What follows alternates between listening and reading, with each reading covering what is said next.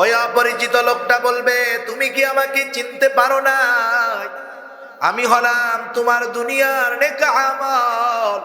তোমার নেক আমল ছিল সুন্দর, এই জন্য আল্লাহ তাআলা তোমার নেক আমল গুলাকে সুন্দর আকৃতি দিয়া তোমার সাথে থাকার জন্য আমাকে আল্লাহ পাঠায় দিয়েছে।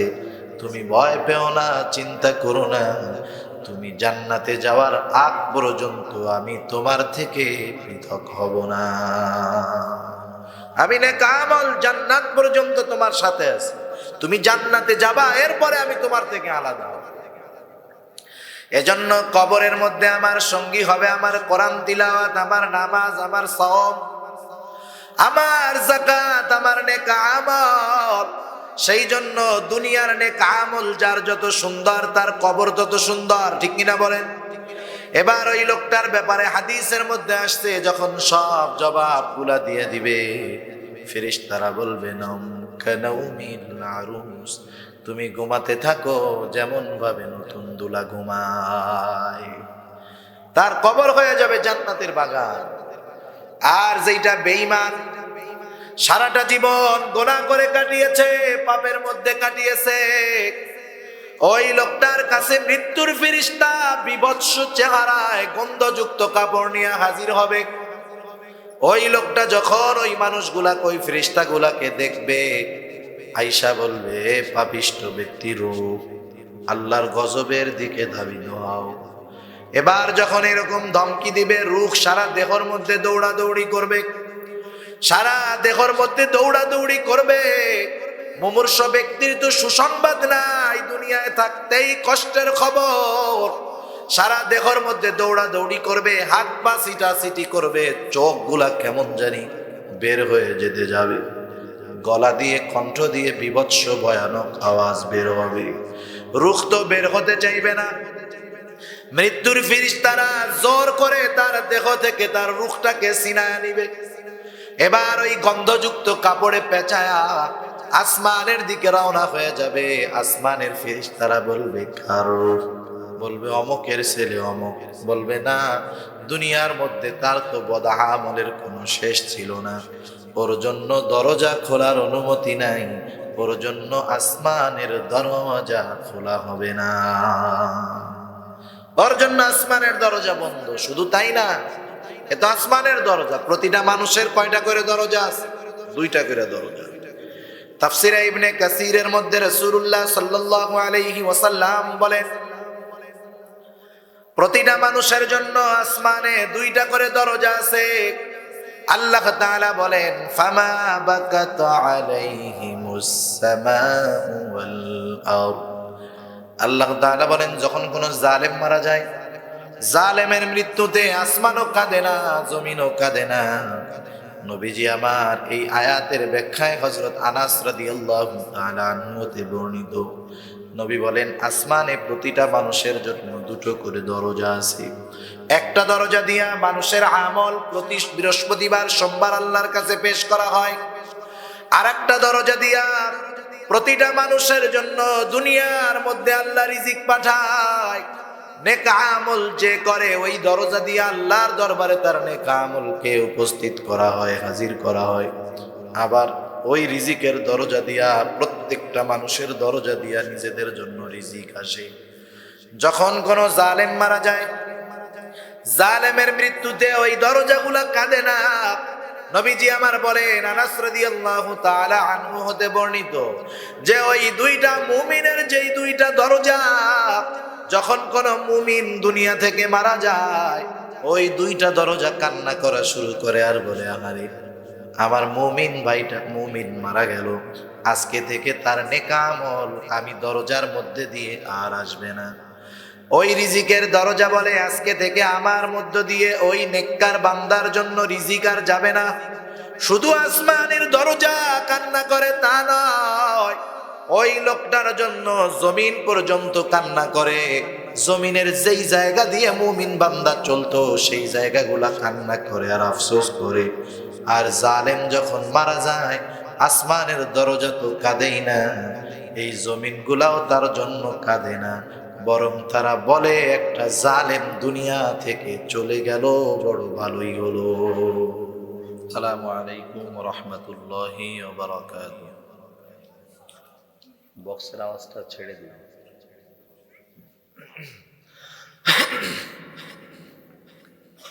আলহামদুলিল্লাহ আলহামদুলিল্লাহিল্লাযী হাদানা লিল ইসলাম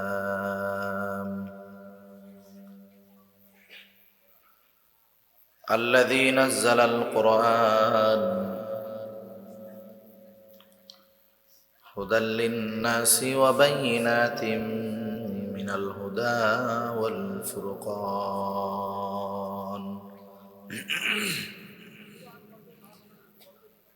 وخلق الإنسان وكرم وعلمه من البيان ما لم يعلم فسبحان الذي لا يحصى امتنانه باللسان ولا بالقلم ونشهد أن لا إله إلا الله وحده لا شريك له ونشهد أن سيدنا وسندنا وحبيبنا وطبيبنا وأولانا ومولانا محمد صلى الله تعالى عليه وعلى آله وأصحابه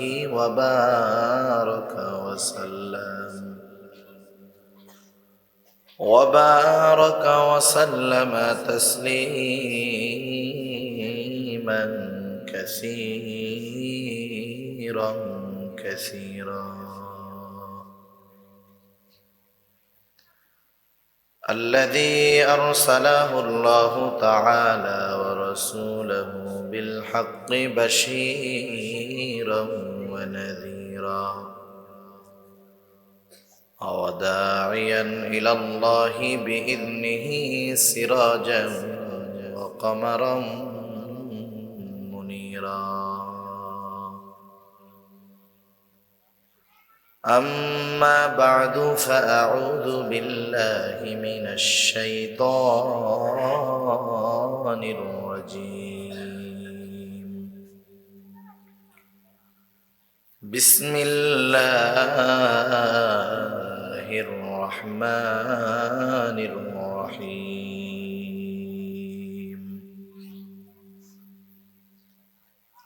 كل نفس ذائقة الموت وإنما توفون أجوركم يوم القيامة فمن زحزح عن النار وأدخل الجنة فقد فاز وما الحياة الدنيا إلا متاع الغرور. وقال رسول الله صلى الله عليه وسلم أكثروا ذكر هادم اللذات أو كما قال النبي عليه الصلاة والسلام. صدق الله العلي العظيم وصدق رسوله النبي الكريم ونحن على ذلك من الشاهدين والشاكرين والحمد لله رب العالمين. سبحانك لا علم لنا إلا ما علمتنا إنك أنت العليم الحكيم. الرحيم আমরা মুহাব্বতের সাথে দুরূদ শরীফ পাঠ করি আল্লাহুম্মা সাল্লি আলা মুহাম্মাদিন ওয়া আলা আলি মুহাম্মাদ কামা সাল্লাইতা আলা ইব্রাহিম ওয়া আলা আলি ইব্রাহিম ইন্নাকা হামিদুম মাজিদ اللهم بارك على محمد وعلى آل محمد كما باركت على إبراهيم وعلى آل إبراهيم إنك حميد مجيد محمد نے آکر کفر کو مٹایا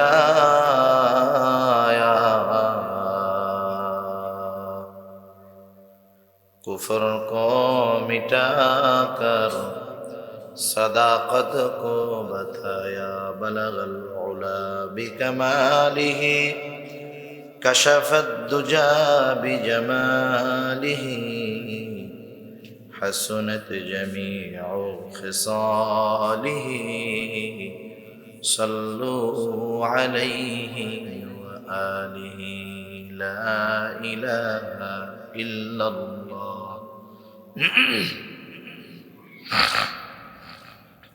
একটু জবান খুলে আমরা জিকির করি লা ইলাহা ইল্লাল্লাহ লা ইলাহা ইল্লাল্লাহ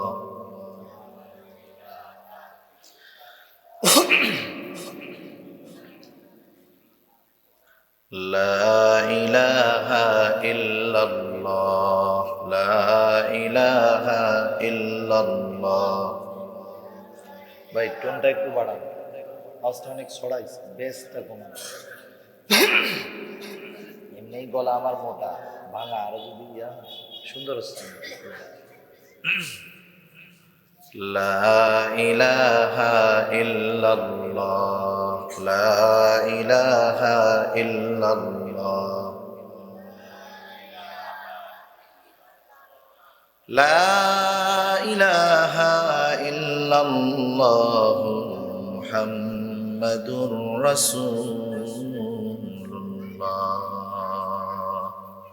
সাল্লাল্লাহু আলাইহি ওয়াসাল্লাম। আলহামদুলিল্লাহ, ঐতিহ্যবাহী চট্টগ্রাম জেলার অন্তর্গত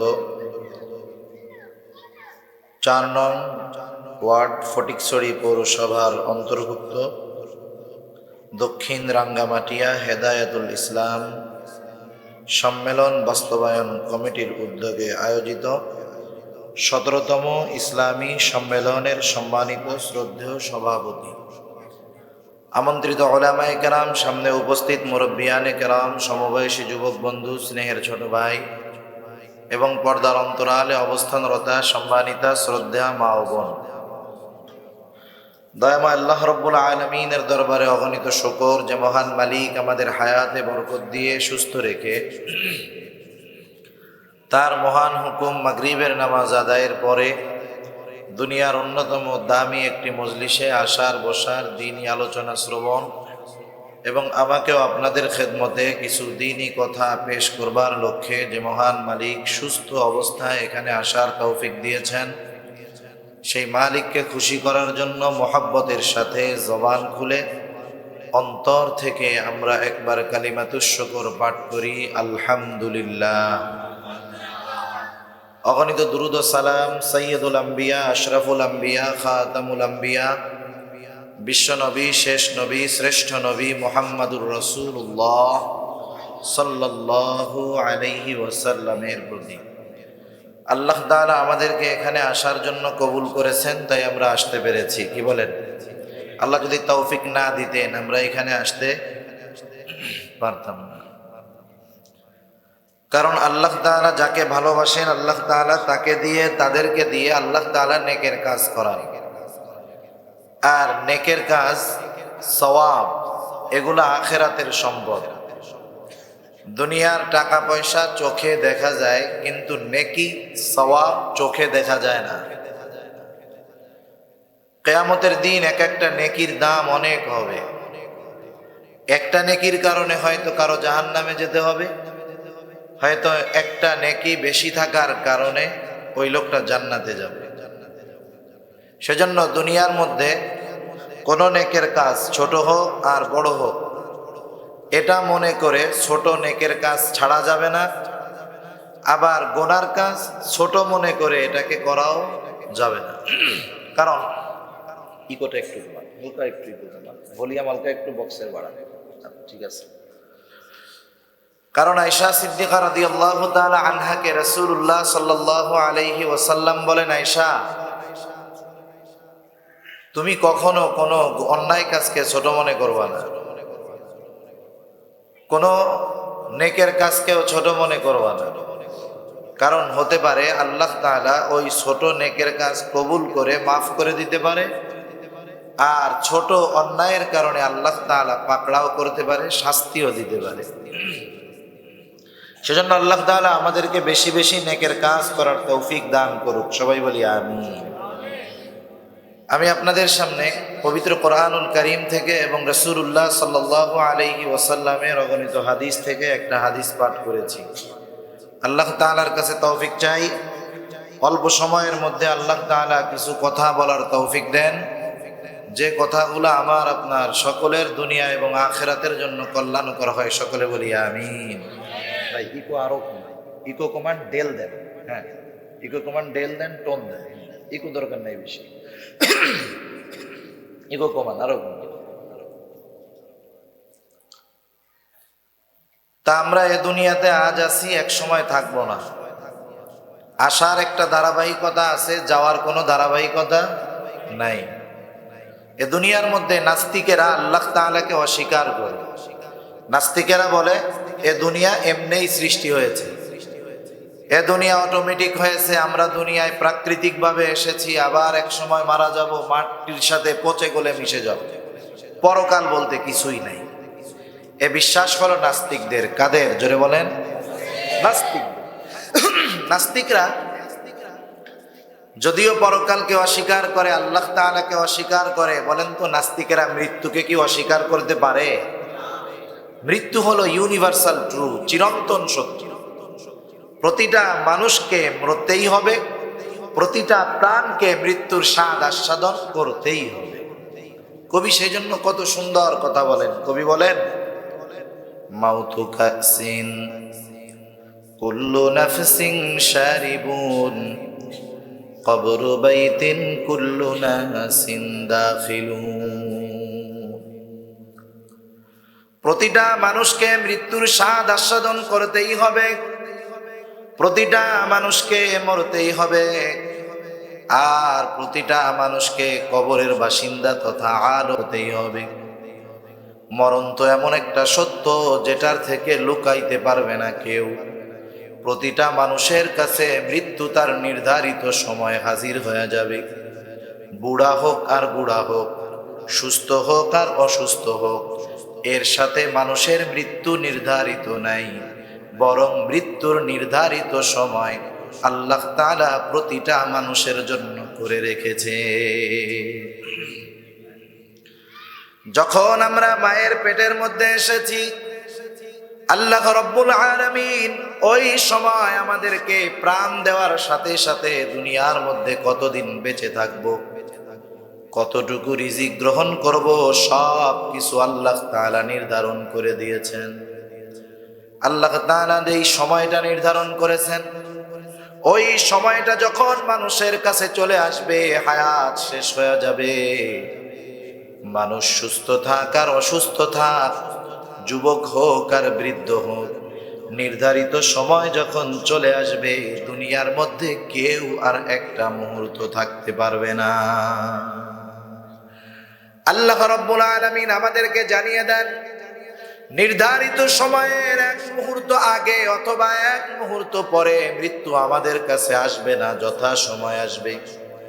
আল্লাহ তাআলা বলেন, ফাইযা জাআ আজালুহুম লা ইস্তাখিরুনা সাআতাও ওয়া লা ইস্তাকদিমুন। নির্ধারিত সময় যখন হয়ে যাবে, মাউত এক মুহূর্ত বিলম্ব করবে না, এক মুহূর্ত আগেও আসবে না। মুহূর্ত কাকে বলা হয়? যেমন যারা স্টপ ওয়াচ চালায় এরা বুঝবে 100 মাইক্রো সেকেন্ডে হলো 1 সেকেন্ড, 1 সেকেন্ড 100 মাইক্রো সেকেন্ডে হয়। তার মানে 1 সেকেন্ডকে যদি 100 ভাগ করা হয়, ওই 100 ভাগের একটা অংশকে বলা হয় একটা মাইক্রো সেকেন্ড। একটা মুহূর্তই, এই এক মুহূর্ত আগে মৃত্যু কারো কাছে আসবে না। এক মুহূর্ত সময়ও নির্ধারিত সময় হয়ে গেলে দুনিয়াতে আমরা কেউ থাকতে পারবো না।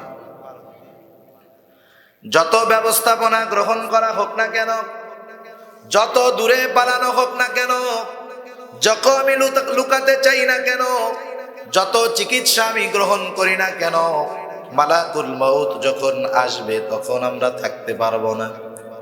আল্লাহ রব্বুল আলামিন এই জন্য আমাদেরকে জানায় দেন। আল্লাহ বলেন, নবীকে আপনি বলেন, কুল ইন্নাল মাউতাল্লাযী তাফিররুনা মিনহু ফাইন্নাহু মুলাকীকুম সুম্মা তুরাদ্দুনা ইলা আলিমিল গায়বি ওয়াশ শাহাদা আলিমিল গায়বি ওয়াশ শাহাদাতি ফায়ুনাব্বিউকুম বিমা কুনতুম তা'মালুন। আল্লাহ রাব্বুল আলামিন বলেন, হে নবী আপনি বলে দেন, ইন্নাল মাউত আল্লাযী তাফিররুনা মিনহু ফাইন্নাহু মুলাকীকুম, যেই মৃত্যু থেকে তোমরা পলায়ন করার চেষ্টা করো সেই মৃত্যু কিন্তু তোমার সাথে অবশ্যই মোলাকাত করবে। এই মৃত্যু আল্লাহ তাআলা কেন দিলেন এরও একটা উদ্দেশ্য আছে। আল্লাহ তাআলা আমাদেরকে কেন বানাইলেন এরও আরেকটা উদ্দেশ্য আছে। তার মানে জন্ম এবং মৃত্যুর উদ্দেশ্য আল্লাহ তাআলা রাখছেন, মানুষকে সৃষ্টির উদ্দেশ্য আল্লাহ তাআলার আছে। কি উদ্দেশ্য? আল্লাহ রাব্বুল আলামিন কুরআনুল কারীমের মধ্যে বলেন, আল্লাহ বলেন, ওয়ামা খালাকতুল জিন্না ওয়াল ইনসা ইল্লা লিয়াবুদুন। আল্লাহ তাআলা বলেন, আমি মানুষ এবং জিনকে সৃষ্টি করেছি আমি আল্লাহ তাআলার ইবাদত করার জন্য। তাহলে মানুষের সৃষ্টি হলো কার ইবাদতের জন্য? জোরে বলেন কার? বক্সের আওয়াজটা ছাড়া যায় না, টোন দেন, ফেস ফেস হচ্ছে, আওয়াজটা ছাড়তে দেন। বাইরের আওয়াজ আমার কানে আসার দরকার নেই, শুধু বক্সের আওয়াজটা থাকে। দুইটা আওয়াজ যখন এক হয় তখন সমস্যা হয়। সেজন্য এক লাইনে মাইক সেট করা সবচাইতে ভালো, একটা স্পিকার দিয়ে বক্সেও যাওয়া হবে বাইরেও তাই হবে, তাহলে আওয়াজে সমস্যা হয় না। বক্সের আওয়াজটা টন টন করে, শক্ত করে, আর একটু ছেড়ে দেন, রিভার্ব দেন, হালকা ডেল দেন।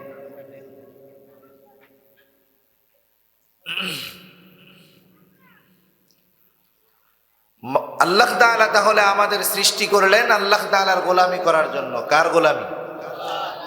আল্লাহ রাব্বুল আলামিনের গোলাম হলাম আমরা। হায়াত আর মউত আল্লাহ তাআলা কেন দিলেন? আল্লাহ তাআলা বলেন, আল্লাযী খালাকাল মাউতা ওয়াল হায়াতা লিয়াবলুয়াকুম আইয়ুকুম আহসানু আমালা। প্রথমে আমরা জানলাম আল্লাহ তাআলা আমাদেরকে এবং জিনদেরকে সৃষ্টি করেছেন তার গোলামি করার জন্য। এরপরে আল্লাহ তাআলা সূরা মুলকের মধ্যে আমাদেরকে জানায় দেন তিনি হায়াত এবং মউত আল্লাহ তাআলা সৃষ্টি করেছেন পরীক্ষা করার জন্য। কি পরীক্ষা? আল্লাহ বলেন, লিয়াবলুয়াকুম আইয়ুকুম আহসানু আমালা। আল্লাহ পরীক্ষা করতে চান কার আমল কত সুন্দর। তার মানে আয়াতগুলাকে যদি আমরা একসাথে পর্যালোচনা করি, বিষয়টা হয় আল্লাহ তাআলা পরীক্ষা করতে চান কোন বান্দা কত সুন্দরভাবে তার গোলামি করে। সুবহানাল্লাহ। তাহলে আল্লাহর গোলামির মধ্যেও সৌন্দর্য আছে, ঠিক না? মাউতকে সৃষ্টি করেছেন আল্লাহ তাআলা পরীক্ষা করার জন্য, হায়াতকে আল্লাহ তাআলা দিয়েছেন পরীক্ষা করার জন্য। আল্লাহ রাব্বুল আলামিন তাই আমাদেরকে জানায় দেন, ও আমার গোলাম, তোমার হায়াত মাউত আমি সৃষ্টিত করেছি পরীক্ষা করার জন্য, আমার গোলামিটা কত সুন্দরভাবে তুমি করো। এই জন্য যার গোলামি যত সুন্দর হবে, আল্লাহর সাথে তার মোলাকাত তত সুন্দর হবে। আর যেই মানুষগুলা মউত থেকে পলায়ন করবে, আল্লাহ তাআলা বলেন, নবীকে আপনি জানায় দেন, ইন্নাল মাউত, নিশ্চয়ই মৃত্যু, আল্লাযী তাফিররুনা মিনহু ফাইন্নাহু মুলাকীকুম, যেই মৃত্যু থেকে তোমরা পালায় বেড়াও, মনে রাখো তুমি যেখানে যাও না কেন, যেথায় যাও না কেন, মৃত্যু তোমার সাথে মুলাকাত করবেই।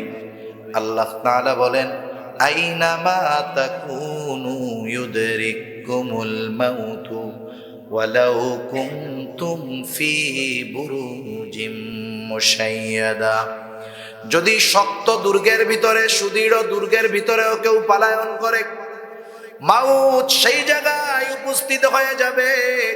মৃত্যু থেকে পালানোর কোনো উপায় নাই, মৃত্যু আমার আপনার সাথে নির্ধারিত সময় অবশ্যই সাক্ষাৎ করবে, ঠিক কিনা বলে? এখন এই মৃত্যুটা আল্লাহ তাআলা কেন দিয়েছেন? আল্লাহর সামনে তো আমাদেরকে উপস্থিত হতেই হবে। আল্লাহ তাআলা জানায় দেন, কিয়ামতের দিন তোমাদের আমলের পরিপূর্ণ প্রতিদান দেওয়া হবে। এই জন্যই মৃত্যু আর একটা সময় আমার সামনে উপস্থিত হবা, দুনিয়ার আমলের প্রতিদান সেই দিন আমি আল্লাহ দিয়ে দিব। তোমাদেরকে জানায় দিব, ফাউনাব্বিউকুম বিমা কুনতুম তা'মালুন, তোমাদেরকে জানায় দেওয়া হবে দুনিয়ার মধ্যে তোমরা কি আমল করছো, সেই আমলের খবর তোমাদেরকে জানায় দেওয়া হবে। শুধু তাই নয়, সেই আমল কেমন ছিল তার পরিপূর্ণ প্রতিদান দেওয়া হবে।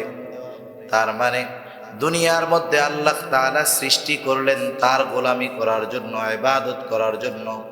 কেউ যদি তার গোলামি যথাযথভাবে করে, তার প্রতিদানও আল্লাহ তাআলা দিবেন।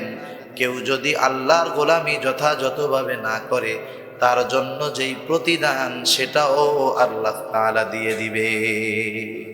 মৃত্যু হলো স্থানান্তরিত হওয়া। যেমন কেউ মারা গেলে যখন মাইকে ঘোষণা দেয়, কি বলে, অমুক এলাকার অমুক ইন্তেকাল করছে। ইন্তেকাল মানে হলো স্থানান্তরিত হওয়া, এক স্থান থেকে পরিবর্তিত হয়ে আর এক স্থানে যাওয়া। এই দুনিয়া এটাও একটা স্থান। যেমন দুনিয়া আসার আগে আমরা ছিলাম কোথায়? রূহের জগতে আমরা ছিলাম। রূহের জগৎ থেকে আমাদেরকে আল্লাহ তাআলা বিভিন্ন প্রসেসে এই দুনিয়ার মধ্যে পাঠাইছেন। রূহের জগতে আমরা চিরস্থায়ী হই নাই, দুনিয়ার জগতে আমরা চিরস্থায়ী হব না। মূল টার্গেট হলো আমাকে যেতে হবে কিয়ামতের ময়দানে, আল্লাহর সামনে দাঁড়াতে হবে। মূল ঠিকানা হবে ওইখান থেকে নির্ধারিত। এর আগে যতগুলো আছে এগুলো একটা প্রসেস। যেমন আপনার এখান থেকে যাওয়ার টার্গেট হলো ঢাকা, আপনি এখান থেকে প্রথম সিএনজিতে গেলেন বিবির হাট, ওইখান থেকে গাড়িতে গেলেন চট্টগ্রাম শহর, এরপরে ওইখান থেকে বাস স্ট্যান্ডে গেলেন, এরপরে ডাইরেক্ট বাসে উঠে আপনি ঢাকা গেলেন। এখন আপনি যখন এখান থেকে সিএনজিতে উঠবেন, কেউ যদি আপনারে জিজ্ঞাসা করে, ভাই কই যাও, আপনি কি বলবেন? ঢাকা যাই। কই যাই? ঢাকা যাই। আপনি কি সিএনজিতে ঢাকা যাবেন নাকি? ঢাকা যাবেন? আপনার গন্তব্যে পৌঁছানোর একটা প্রসেস হলো এই সিএনজি। অনুরূপভাবে মূলত আমাদের প্রত্যেকের ঠিকানা হবে জান্নাত অথবা জাহান্নাম। মূল গন্তব্য হলো ওই জায়গায়। এক একটা প্রসেস, এক একটা স্টেপ বাই স্টেপ আমাদেরকে ওইখানে পৌঁছাতে হবে। রূহের জগৎ ত্যাগ করে আমরা দুনিয়ায় এসেছি। দুনিয়ার জগৎ ত্যাগ করে মৃত্যুর মাধ্যমে আমরা আলমে বরজখে প্রবেশ করব। কিন্তু আখিরাতে সফল হওয়ার জন্য এই দুনিয়ার অল্প সময়টাই সবচাইতে দামি সময়, মূল্যবান সময়। এই দুনিয়াকে বলা হয় আখিরাতের ক্ষেত। দুনিয়া হলো আখিরাতের ক্ষেত। এই দুনিয়ার মধ্যে যে যেমন আমল করবে, আখিরাতে মৃত্যুর পর থেকে তার সাথে ওই রকম আচরণ শুরু হয়ে যাবে। কেউ যদি দুনিয়ার মধ্যে আল্লাহর গোলামি যথাযথভাবে করে, তার মৃত্যুর পর তার কবরটা হয়ে যাবে জান্নাতের বাগান। কেউ যদি আল্লাহর গোলামি যথাযথভাবে না করে, মৃত্যুর পর তার কবরটা হয়ে যাবে জাহান্নামের একটা গর্ত। তাহলে মূল বিষয় হলো এ দুনিয়া থেকে আমাদেরকে যেতেই হবে, ঠিক কিনা বলে? আমল সুন্দর করে এখান থেকে যদি যেতে পারি, মৃত্যুও সুন্দর, পরবর্তী প্রতিটা পথ, প্রতিটা স্টেপ, প্রতিটা ঘাটই আমার জন্য সুন্দর। সেজন্য আমার নেক্সটে কি হবে, মৃত্যু থেকে নিয়ে একবারে শেষ দিন পর্যন্ত আমার সাথে আচরণ কেমন হবে, এসব কিছু নির্ভর করতেছে আল্লাহ বলেন কার আমল কত সুন্দর তার উপর। সুবহানাল্লাহ। দুনিয়ায় যার আমল সুন্দর তার মৃত্যু সুন্দর, যার আমল সুন্দর নয় তার মৃত্যুও ভালো নয়। আল্লাহ রাব্বুল আলামিন সেই জন্য জানায় দেন, যেই মানুষগুলার আমল সুন্দর তার মৃত্যুটাও হবে সুন্দর।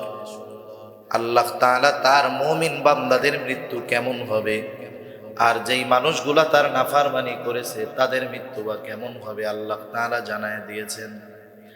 আল্লাহ রাব্বুল আলামিন জানায় দেন, যারা মুমিন বান্দা দুনিয়ার মধ্যে যারা তাদের আমল সুন্দর করার জন্য সব সময় চেষ্টা করেছে, আল্লাহ তাআলা তাদের ব্যাপারে বলেন ইন্নাল্লাযীনা ক্বালু রাব্বুনাল্লাহ, নিশ্চয়ই যারা বলে আমাদের রব হলো আল্লাহ।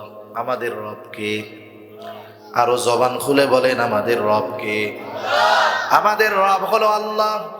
আল্লাহ বলেন যারা বলে আমাদের রব আল্লাহ, শুধু আল্লাহকে রব বলে মুখে স্বীকৃতি দেওয়ার পর চুপ করে বসে থাকে, বিষয়টা এমন নয়।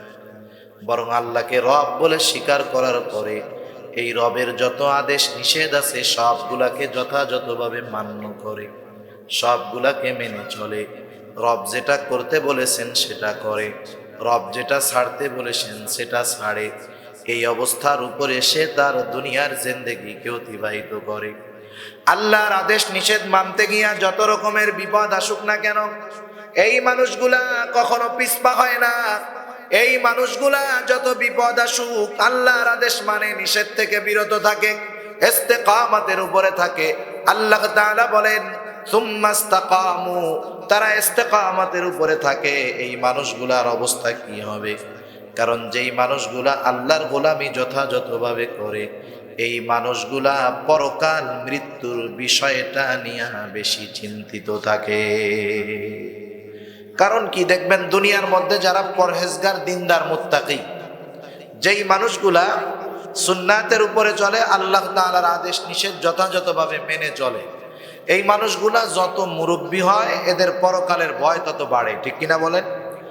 আপনি যদি এই ধরনের মুরব্বীদেরকে জিজ্ঞাসা করেন, বাবারা জীবনের অন্তিম মুহূর্তে আপনারা চলে আসছেন, জীবনের এই শেষ সময় আপনাদের অন্তরের মধ্যে কি চায়, এখন আপনাদের অন্তরের মধ্যে কি তামান্না, ওই মানুষগুলা তখন বলে এখন তো 70 বছর 60 বছর বয়স, দুনিয়ার বহুত কিছু পেয়েছি, দুনিয়ার আর কিছু পাওয়ার আশা নাই, এখন যদি ঈমানের সাথে মরতে পারি এটাই শুধু চাওয়া, এটা যদি হয় এটাই আমাদের শেষ আশা।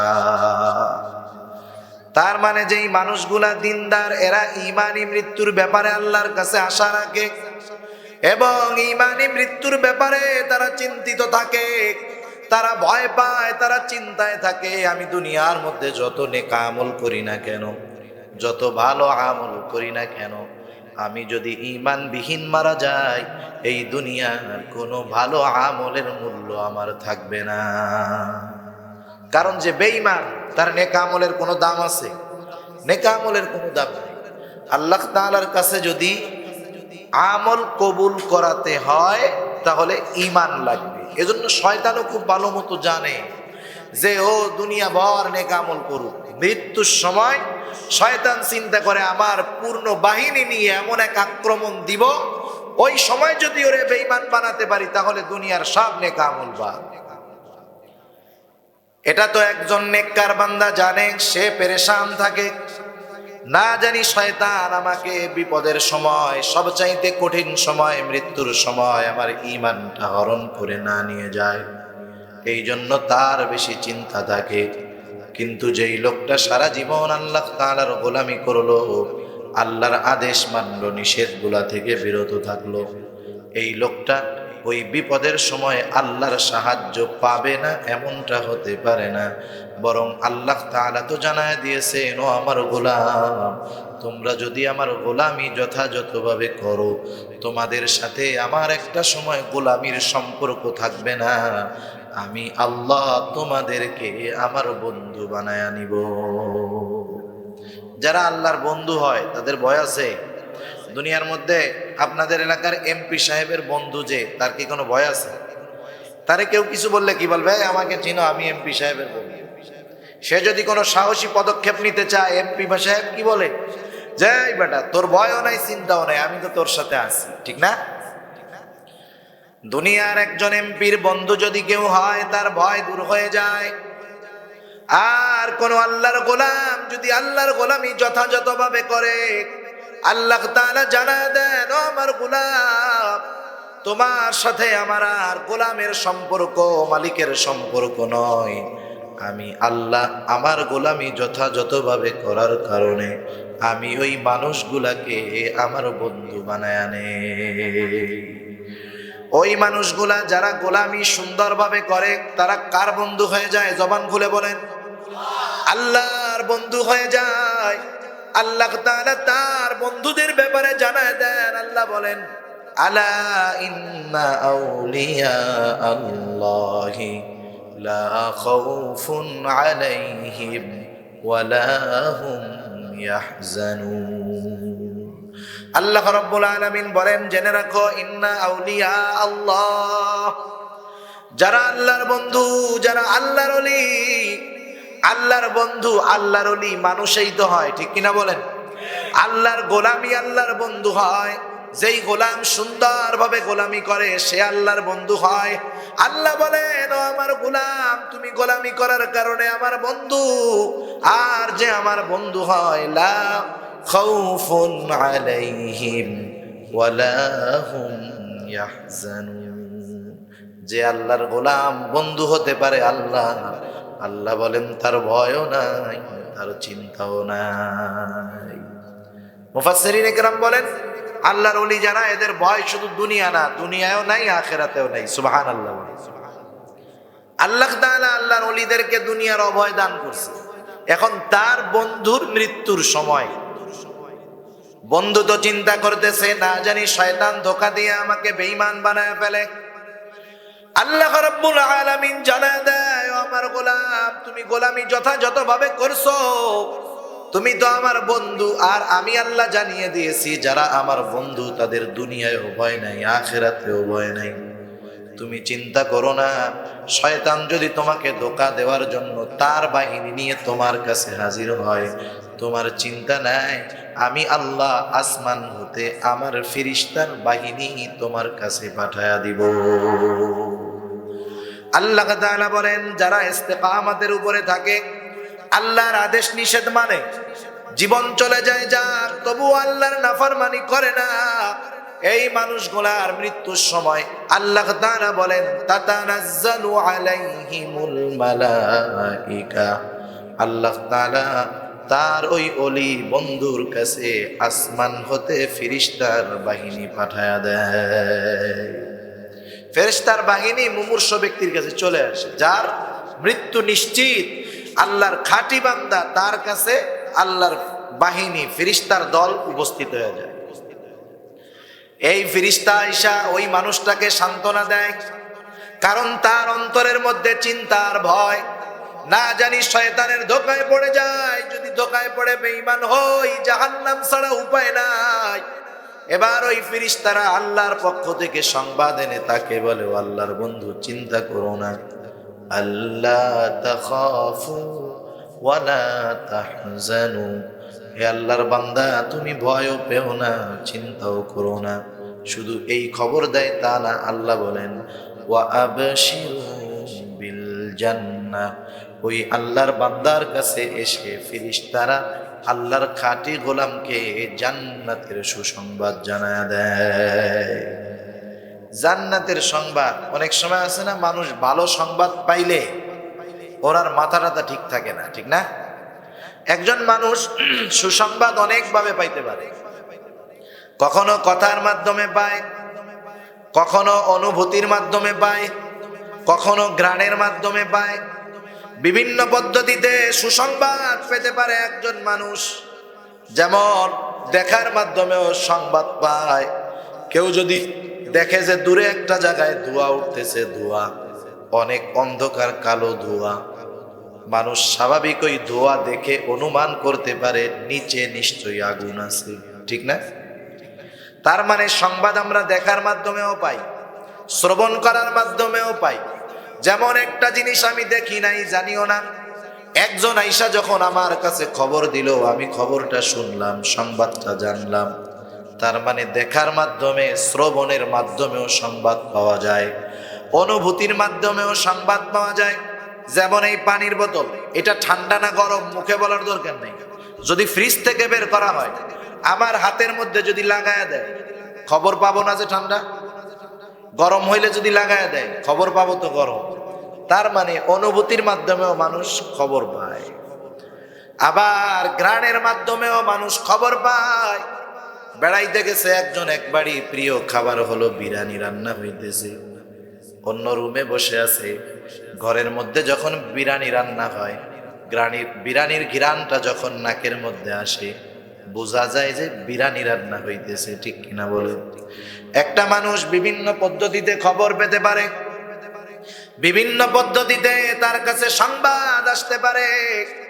ওই রকম খাঁটি আল্লাহর গোলাম যারা, ফেরেশতারা যখন জান্নাতের সুসংবাদ তাদের কাছে নিয়ে আসে, কখনো কেউ দেখার মাধ্যমে জান্নাতের সুসংবাদ পায়, কেউ শ্রবণের মাধ্যমে পায়, কেউ জান্নাতি অনুভূতির মাধ্যমে পায়, কেউ বা জান্নাতের ঘ্রাণ পায়। এই মানুষগুলা যখন জান্নাতের সুসংবাদ পেয়ে যায়, ওই সময় যখন মালাকুল মাউত এসে তাদের রূহ কবজ করে, ওই মানুষগুলা জান্নাতের আশায় বিভোর থাকে। মৃত্যুর যন্ত্রণা হলেও তারা টের পায় না, কারণ সুসংবাদ জান্নাতের। মৃত্যুর যন্ত্রণা যত, এর চাইতে জান্নাতের নেয়ামতের মজা অনেক গুণ বেশি, ঠিক না?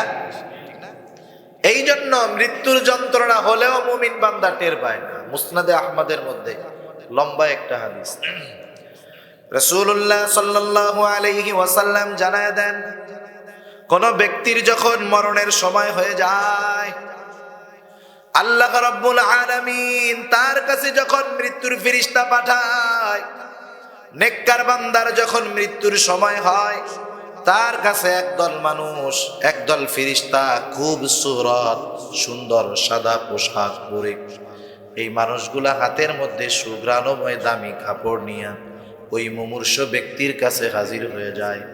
এসে বলে, ও আল্লাহর প্রিয় বান্দার রূহ, আল্লাহর রহমতের দিকে অগ্রসর হও। যখন তাকে এইভাবে বলে, মুমিন বান্দার রূহ আস্তে করে ঘামের সাথে, নাকের শ্বাসের সাথে আস্তে করে বের হয়ে যায়। নবীজি আমার বলেন, যেমন নাকি জগের থেকে গ্লাসে যখন পানি ঢালা হয়, সুন্দরভাবে ঢালা হয় আস্তে আস্তে করে। জগের থেকে পানি কেউ হঠাৎ করেই গ্লাসের উপরে ফালায় দেয় না, ফালায় দেয় না, আস্তে সুন্দর করে ঢালে, খেয়াল রাখে যেন একটু পানি না পড়ে, সুন্দরভাবে গ্লাস ভরে ঠিক করে দেয়। মানুষ যেমন নাকি জগের থেকে পাত্রের মধ্যে পানি নেয়, অনুরূপ ভাবে সুন্দর ভাবে মুমিন ব্যক্তির রূহ ওই ফেরেশতাদের কাপড়ের মধ্যে চলে আসে।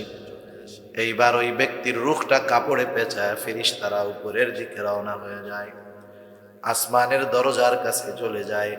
কারণ প্রতিটা আসমানের দরজা আছে, শুধু আসমানের দরজা আছে তা নয়, প্রতিটা ব্যক্তির জন্য আল্লাহ তাআলা আসমানের মধ্যে দুইটা করে দরজা রেখে দিয়েছে।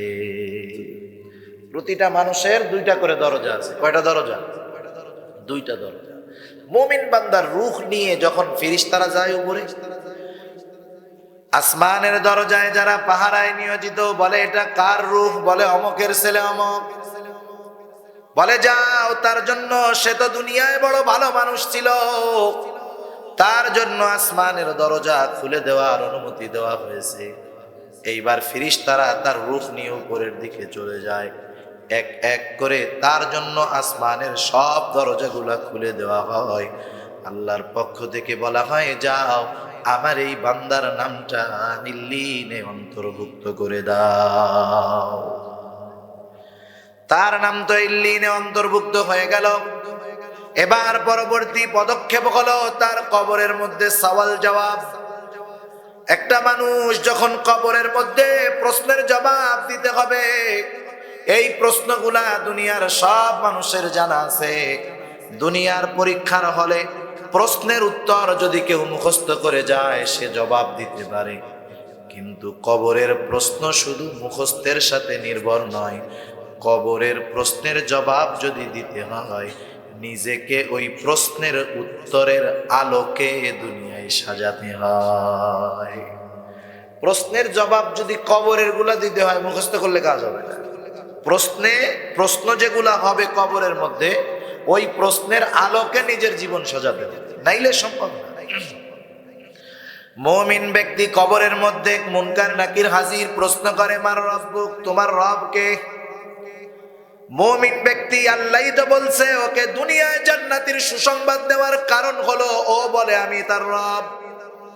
মুমিন ব্যক্তি দুনিয়ার মধ্যে বলেছে আল্লাহ আমার রব, রবের সব হুকুম মেনে চলেছে। তাকে যখন প্রশ্ন করা হবে মার রব্বুক, মুমিন ব্যক্তি চিন্তা ছাড়াই বলে দিবে আমার রব হলো আল্লাহ।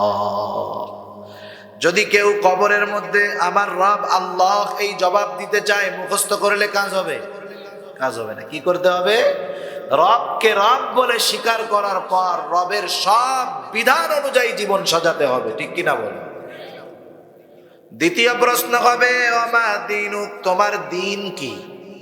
আমাদের দিন হলো ইসলাম। আমাদের দিন কি? ইসলাম। ইসলাম নামাজ রোজা হজ যাকাতের মধ্যে সীমাবদ্ধ না। ইসলাম একটা দর্শন, ইসলাম একটা জীবন ব্যবস্থা। আল্লাহ তাআলা এই জীবন ব্যবস্থা আমাদের জন্য মনোনীত করছে। আল্লাহ বলেন ইন্নাদ দীনা ইনদাল্লাহিল ইসলাম। আল্লাহর কাছে একমাত্র মনোনীত জীবন ব্যবস্থা হলো ইসলাম। ইসলাম অপূর্ণাঙ্গ কোনো জীবন ব্যবস্থা নয়। বর্তমান দুনিয়ায় অনেক মতাদর্শ আছে। কেউ গণতান্ত্রিক মতাদর্শে তার জীবন সাজায়, কেউ সমাজতান্ত্রিক মতাদর্শে তার জীবন সাজায়, কিন্তু মুসলমানের জীবন সাজাতে হবে ইসলামের আলোকে, ঠিক কিনা বলেন? সেজন্য ইসলাম অপূর্ণাঙ্গ কোনো জীবন ব্যবস্থা নয়। ইসলামের মধ্যে সমাজ জীবন কিভাবে একটা মুমিন পরিচালিত করবে সব আছে। সামাজিক জীবন, রাজনৈতিক জীবন, পারিবারিক জীবন, ব্যক্তিগত জীবন, অর্থনৈতিক জীবন একজন মুমিন কিভাবে সাজাবে, ইসলামের মধ্যে সব কিছু আছে। কোরআন সুন্নাহকে যদি তার সামনে রাখে, তার জন্ম থেকে মৃত্যু পর্যন্ত কিভাবে চলতে হবে সব নির্দেশনা ইসলামের মধ্যেই পাওয়া যায়। কিন্তু আমরা আমাদের ক্ষেত্রে হয় কি, আমরা ব্যক্তিগত জীবন একরকম, আমাদের অর্থনৈতিক জীবন আর একরকম, সামাজিক জীবন একরকম, রাজনৈতিক জীবন আর একরকম, আছে না নাই বলে? আমাদের আংশিক ইসলাম আছে আমাদের জীবনে। আমরা মসজিদে মুসলমান, বাহিরে সেকুলার, ঠিক কিনা বলেন? আমাদের অবস্থা তো এইরকম, আমরা ইসলামের মধ্যে পরিপূর্ণ নাই। কারণ কেউ যদি বলে ইসলামে রাজনীতি নাই, ইসলামের রাজনীতি আছে তো, আছে না? কেউ যদি বলে ইসলামী রাজনীতি করে না, ভিন্ন জিনিস, কিন্তু আছে। যদি বলে ইসলামের রাজনীতি নাই, শাসন ব্যবস্থা কিভাবে চালাতে হবে এই নিয়ম কানুন নাই, তাহলে ওইটা বেঈমান। ওইটা কি বলেন? এবং পরিপূর্ণ মুসলমান না হয়ে তোমরা মৃত্যুবরণ করো না। ইমানদারদেরকে উদ্দেশ্য করে পরিপূর্ণ মুসলমান হতে বলল আল্লাহ। শুধু তাই নয়, আরো এক জায়গায় আল্লাহ তাআলা বলেন ইয়া আইয়ুহাল্লাযীনা আমানু দুখুলু ফিস-সিলমি কাফা। আল্লাহ তাআলা ইমানদারদেরকে উদ্দেশ্য করে বলেন, হে ইমানদারেরা, উদখুলু ফিস-সিলমি কাফা, তোমরা পরিপূর্ণভাবে ইসলামের মধ্যে অন্তর্ভুক্ত হয়ে যাও, পরিপূর্ণভাবে ইসলামের মধ্যে দাখিল হয়ে যাও। আমার জীবন ব্যবস্থা ইসলামের কিছুটা মানবা, কিছু মানবা না, এটা হবে না। এইরকম জীবন ব্যবস্থা যেই মানুষগুলা দুনিয়ায় গ্রহণ করেছে, কিছু ইসলাম, কিছু সেকুলার, কিছু সমাজতন্ত্র, কিছু কোরআনতন্ত্র, এই মানুষগুলাও কবরের মধ্যে যখন প্রশ্ন করা হবে তোমার দিন কি, পরিপূর্ণ ইসলামের মধ্যে যারা নাই তারা বলতে পারবে না। আর ওই মুমিন বান্দা তো পরিপূর্ণ ইসলামের আলোকে নিজের জীবন সাজিয়েছে। ব্যক্তিগত জীবনে ইসলাম, পারিবারিক জীবনে ইসলাম, সমাজ জীবনে ইসলাম, রাজনৈতিক জীবনে ইসলাম, অর্থনৈতিক জীবনে ইসলাম। ইসলামের আলোয় তো সে আলোকিত ছিল। ও সুন্দর মতো জবাব দিয়ে দিবে, আমার দিন হলো ইসলাম। এবার তৃতীয় প্রশ্ন, নবীজিকে দেখিয়ে অথবা নবীজির ব্যাপারে জিজ্ঞেস করা হবে, আমার নবী, তোমার নবীকে, অথবা নবীজিকে দেখায় জিজ্ঞাসা করা হবে, মা হাদার রাজুলুল্লাযী বুইসা ফীকুম। জিজ্ঞাসা করা হবে এই ব্যক্তিকে যাকে তোমাদের কাছে পাঠানো হয়েছিল। মুমিন ব্যক্তি সারা জীবন সুন্নাতের আলোয় আলোকিত ছিল, নবীর আদর্শ তার জীবনের সাথে মিলেছিল, নবীর আদর্শ গ্রহণ করেছে, সুন্নাতের উপরে চলেছে। ওই লোকটাকে চিনতে তাদের কোনো অসুবিধা হবে না। দেখার সাথে সাথেই বলবে, হাদা নবিয়ুনা মুহাম্মাদুর রাসূলুল্লাহ সাল্লাল্লাহু আলাইহি ওয়াসাল্লাম। বলার সাথে সাথে পরীক্ষায় পাস না ফেল, জোরে বলেন পাস। আল্লাহর পক্ষ থেকে ঘোষণাকারী ঘোষণা দিবে, সাদাকা আবদি, সাদাকা আবদি। আমার এই বান্দা সত্য বলেছে, আমার এই বান্দা সত্য বলেছে। ফাফরিশুহু মিনাল জান্নাহ ওয়ালবিসুহু মিনাল জান্নাহ ওয়াফতাহু লাহু বাবান ইলাল জান্নাহ। তাকে জান্নাত থেকে তার কবরের মধ্যে জান্নাতি বিছানা এনে বিছায় দাও, তাকে জান্নাতের পোশাক এনে পরায় দাও, তার কবরের সাথে জান্নাতের সাথে একটা দরজা খুলে দাও। নবীজি আমার বলেন, আর এক হাদিসের মধ্যে আসছে, তার কবরকে এত দূর পর্যন্ত বিস্তৃত করে দেওয়া হবে, তার দৃষ্টি সীমা যত দূর যাবে তার কবরকে আল্লাহ তাআলা তত দূর বিস্তৃত করে দিবে। কথা হতে পারে, হুজুর কি বলেন? আমরা তো এগুলা দেখিও না, বুঝিও না, আমাদের না দেখারই কথা। কারণ মৃত্যু পরবর্তী সময়টাকে বলা হয় আলমে বরজখ। এখন আছি দুনিয়া, এখানে সব দৃশ্যমান। আলমে বরজখ যখন এখান থেকে স্থানান্তরিত হয়ে ইন্তেকাল করে আমরা আলমে বরজখে যাব, কবরে হোক আর সাগরে হোক, যে যে জায়গায় মরবে, যেই অবস্থায় মরবে, পুড়ায় দেওয়া হোক আর জ্বালায় দেওয়া হোক, মৃত্যুর পরবর্তী যেই স্থান, এটার নাম হলো আলমে বরজখ, যেটা চোখে দেখা যায় না। ওই জগৎটা মানুষ চোখে দেখতে পারে না, মানুষ দেখতে পারে না, কিন্তু ওইরকম জগৎটা আছে। এর উপরে যদি কেউ সন্দেহ পোষণ করে, ওইটা বেঈমান। তার কবর যত দূর দৃষ্টি যায় বিস্তৃত করে দেওয়া হবে। আর এক হাদিসের মধ্যে আসছে, নবী আমার জানায় দেন, সে তো একা একা থাকবে। হঠাৎ দেখবে একজন সুদর্শন মানুষ তার দিকে আসতেছে, কিন্তু লোকটারে সে চিনে না। জিজ্ঞাসা করবে, ভাই তুমি এই অপরিচিত মানুষ, এখানে তুমি কে? ওই অপরিচিত লোকটা বলবে, তুমি কি আমাকে চিনতে পারো না? আমি হলাম তোমার দুনিয়ার নেক আমল, তোমার নেক আমল ছিল সুন্দর, এই জন্য আল্লাহ তাআলা তোমার নেক আমল গুলাকে সুন্দর আকৃতি দিয়া তোমার সাথে থাকার জন্য আমাকে আল্লাহ পাঠায় দিয়েছে। তুমি ভয় পেও না, চিন্তা করো না, তুমি জান্নাতে যাওয়ার আগ পর্যন্ত আমি তোমার থেকে পৃথক হব না। আমি নেক আমল জান্নাত পর্যন্ত তোমার সাথে আছি, তুমি জান্নাতে যাবা, এরপরে আমি তোমার থেকে আলাদা হব। এজন্য কবরের মধ্যে আমার সঙ্গী হবে আমার কোরআন তিলাওয়াত, আমার নামাজ, আমার সাওম, আমার যাকাত, আমার নেক আমল। সেই জন্য দুনিয়ার নেক আমল যার যত সুন্দর, তার কবর তত সুন্দর, ঠিক কিনা বলেন? এবার ওই লোকটার ব্যাপারে হাদিসের মধ্যে আসছে, যখন সব জবাবগুলা দিয়ে দিবে, ফেরেশতারা বলবে, নম কানাউমিল আরুস, তুমি ঘুমাতে থাকো যেমন ভাবে নতুন দুলা ঘুমায়। তার কবর হয়ে যাবে জান্নাতের বাগান। আর যেটা বেঈমান, সারাটা জীবন গুনাহ করে কাটিয়েছে, পাপের মধ্যে কাটিয়েছে, ওই লোকটার কাছে মৃত্যুর ফেরেশতা বিভৎস চেহারায় গন্ধযুক্ত কাপড় নিয়ে হাজির হবে। ওই লোকটা যখন ওই মানুষগুলাকে, ওই ফেরেশতাগুলাকে দেখবে, আয়েশা বলবে, পাপিষ্ঠ ব্যক্তির রূহ আল্লাহর গজবের দিকে ধাবিত হও। এবার যখন এরকম ধমকি দিবে, রূহ সারা দেহর মধ্যে দৌড়াদৌড়ি করবে, সারা দেহর মধ্যে দৌড়াদৌড়ি করবে। মুমূর্ষ ব্যক্তির তো সুসংবাদ নাই, দুনিয়ায় থাকতেই কষ্টের খবর।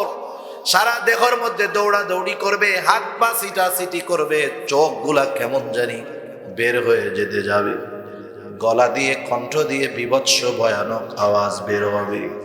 রূহ তো বের হতে চাইবে না। মৃত্যুর ফেরেশতারা জোর করে তার দেহ থেকে তার রূহটাকে ছিনায়া নিবে। এবার ওই গন্ধযুক্ত কাপড়ে পেঁচায়া আসমানের দিকে রওনা হয়ে যাবে। আসমানের ফেরেশতারা বলবে, কারো বলবে অমুকের ছেলে অমুক। বলবে না, দুনিয়ার মধ্যে তার তো বদআমলের কোনো শেষ ছিল না, ওর জন্য দরজা খোলার অনুমতি নাই, ওর জন্য আসমানের দরজা খোলা হবে না, ওর জন্য আসমানের দরজা বন্ধ। শুধু তাই না, এ তো আসমানের দরজা, প্রতিটা মানুষের কয়টা করে দরজা আছে? দুইটা করে দরজা। তাফসীরে ইবনে কাসিরের মধ্যে রাসূলুল্লাহ সাল্লাল্লাহু আলাইহি ওয়াসাল্লাম বলেন, প্রতিটা মানুষের জন্য আসমানে দুইটা করে দরজা আছে। আল্লাহ তাআলা বলেন, ফামা বাকাত আলাইহিমুস সামাউ ওয়াল আরদ। আল্লাহ তাআলা বলেন, যখন কোন জালেম মারা যায়, জালেমের মৃত্যুতে আসমানও কাঁদে না, জমিনও কাঁদে না। নবীজি আমার এই আয়াতের ব্যাখ্যায় হযরত আনাস রাদিয়াল্লাহু তাআলা আনহু হতে বর্ণিত, নবী বলেন, আসমানে প্রতিটা মানুষের জন্য দুটো করে দরজা আছে। একটা দরজা দিয়া মানুষের আমল প্রতি বৃহস্পতিবার সোমবার আল্লাহর কাছে পেশ করা হয়। আর একটা দরজা দিয়া প্রতিটা মানুষের জন্য দুনিয়ার মধ্যে আল্লাহ রিজিক পাঠায়। নেক আমল যে করে, ওই দরজা দিয়ে আল্লাহর দরবারে তার নেক আমলকে উপস্থিত করা হয়, হাজির করা হয়। আবার ওই রিজিকের দরজা দিয়া প্রত্যেকটা মানুষের দরজা দিয়া নিজেদের জন্য রিজিক আসে। যখন কোন জালেম মারা যায়, জালেমের মৃত্যুতে ওই দরজাগুলা কাঁদে না। নবীজি আমার বলেন, আনাস রাদিয়াল্লাহু তাআলা আনহু হতে বর্ণিত, যে ওই দুইটা মুমিনের যেই দুইটা দরজা, যখন কোন মুমিন দুনিয়া থেকে মারা যায়, ওই দুইটা দরজা কান্না করা শুরু করে আর বলে, আহারে আমার মুমিন ভাইটা, মুমিন মারা গেল, আজকে থেকে তার নেক আমল আমি দরজার মধ্যে দিয়ে আর আসবে না। ওই রিজিকের দরজা বলে, আজকে থেকে আমার মধ্য দিয়ে ওই নেককার বান্দার জন্য রিজিক আর যাবে না। শুধু আসমানের দরজা কান্না করে তা নয়, ওই লোকটার জন্য জমিন পর্যন্ত কান্না করে। জমিনের যেই জায়গা দিয়ে মুমিন বান্দা চলতো, সেই জায়গাগুলা কান্না করে আর আফসোস করে।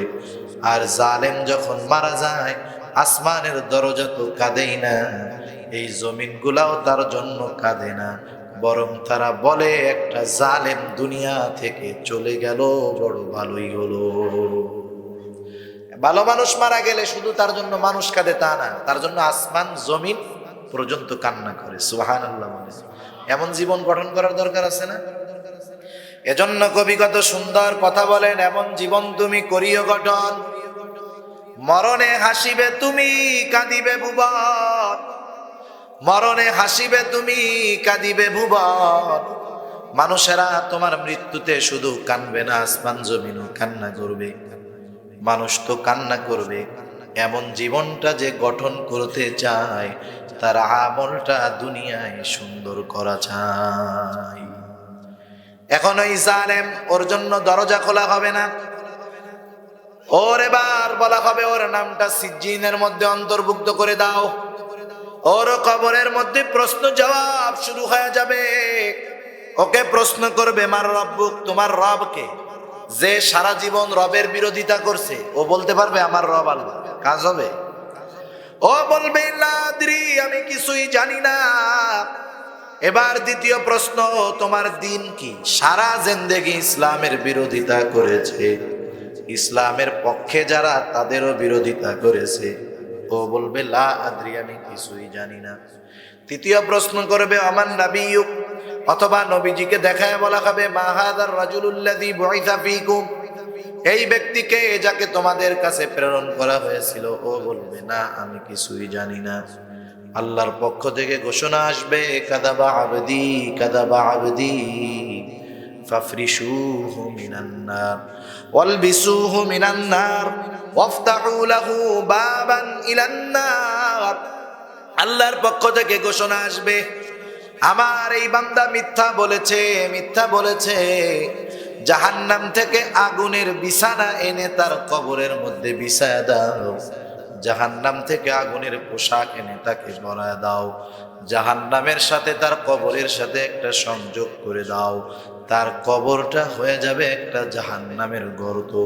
নবীজি আমার আর হাদিসের মধ্যে বলেন তার কবরটা এত সংকীর্ণ হয়ে যাবে, দুই পাশের মাটি সংকীর্ণ হয়ে যাবে, এমন জোরে তাকে চাপ দেওয়া হবে এক পাজরের হাড় অপর পাজরের মধ্যে ঢুকে যাবে।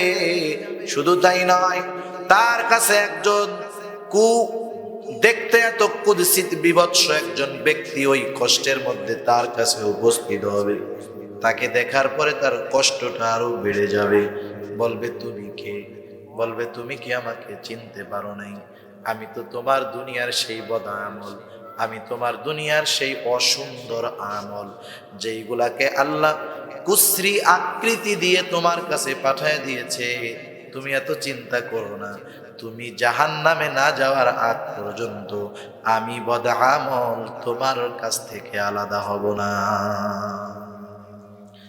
তার কবরের মধ্যে কষ্টের সীমা থাকবে না। নবীজি আমার বলেন জালেমের কবরের মধ্যে একজন বধির ফেরেশতা নিয়োগ করে দেওয়া হবে। তার হাতের মধ্যে বিশাল আকারের হাতুড়ি থাকবে, ওই হাতুড়ি দিয়া এক একটা আঘাত করবে, 70 হাত মাটির নিচে চলে যাবে। আবার তাকে তোলা হবে, আবার তাকে আঘাত করা হবে, সে বিকট আওয়াজ করতে থাকবে। হাতুড়িটা এত বিশাল, দুনিয়ার কোনো বড় পাহাড়ের উপরে যদি ওই হাতুড়ি দিয়ে আঘাত করা হয়, মুহূর্তের ভিতরে বিশাল পাহাড়টা ধুলায় পরিণত হয়ে যাবে।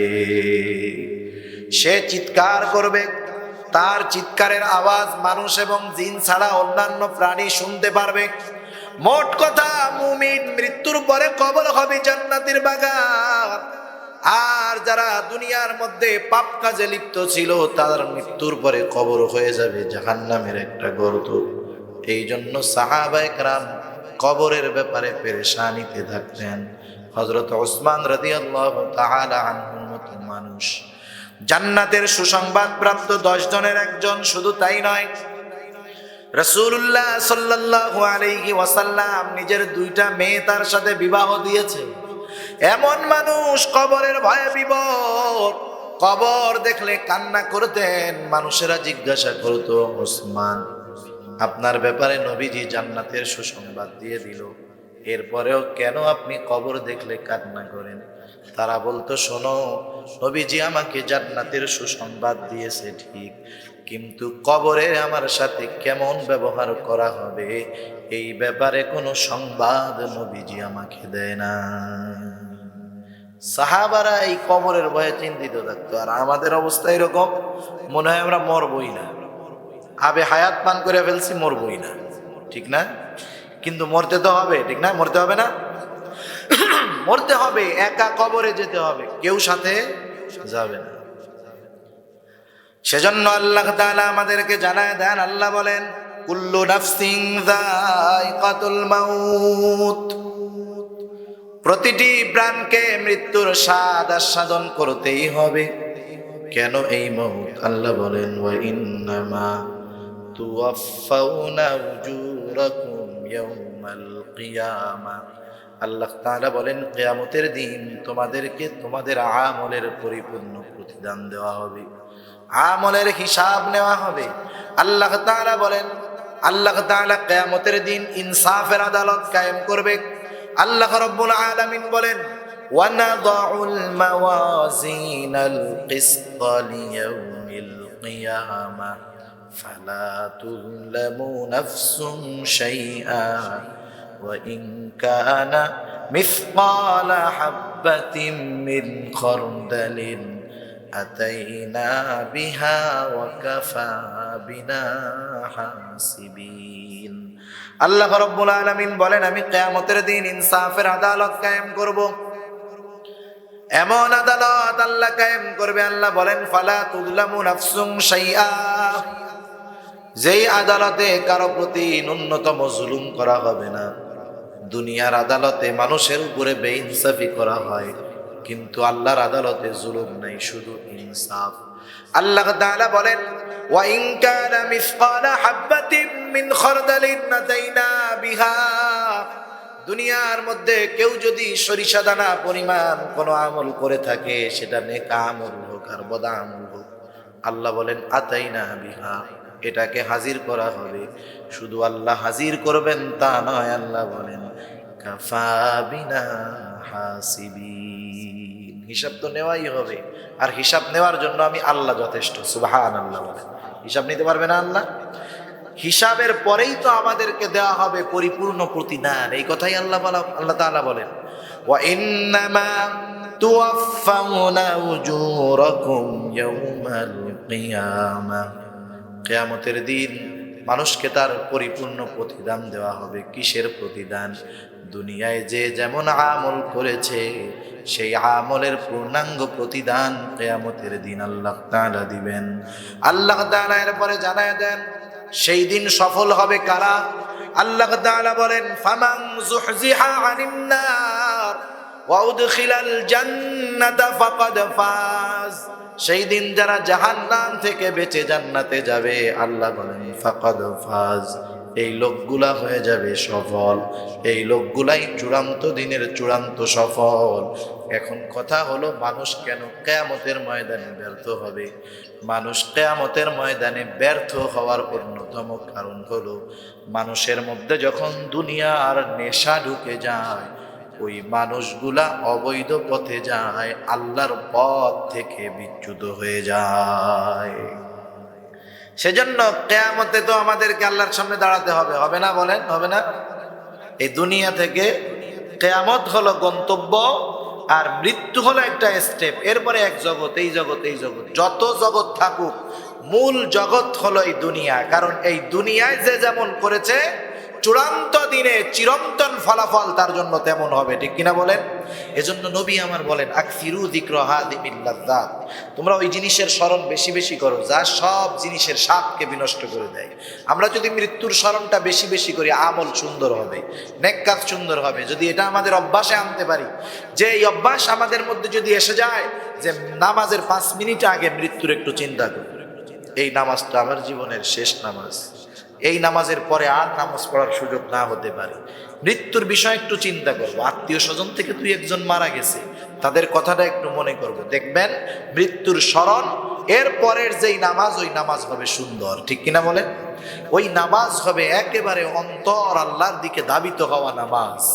এরকম ভাবে প্রতিটা নেক আমলের আগে মৃত্যুর স্মরণ, বেশি বেশি মৃত্যুর স্মরণ যারা করে, বুজুর্গানে দিন বলেন তাদের আমল সুন্দর হয়ে যায়। সুবহানাল্লাহ। সেজন্য আল্লাহ তাআলা আমাদেরকে বেশি বেশি মৃত্যুর স্মরণ করার তৌফিক দান করুক, ঈমানের উপরে রাখুক, ঈমান সহকারে দুনিয়া থেকে আমাদের বিদায় নেওয়ার তৌফিক আল্লাহ দান করুক। সবাই বলি আমিন। ওয়া আখিরু দাওয়ানা আলহামদুলিল্লাহি রাব্বিল আলামিন। আসসালামু আলাইকুম ওয়া রাহমাতুল্লাহি ওয়া বারাকাতুহু।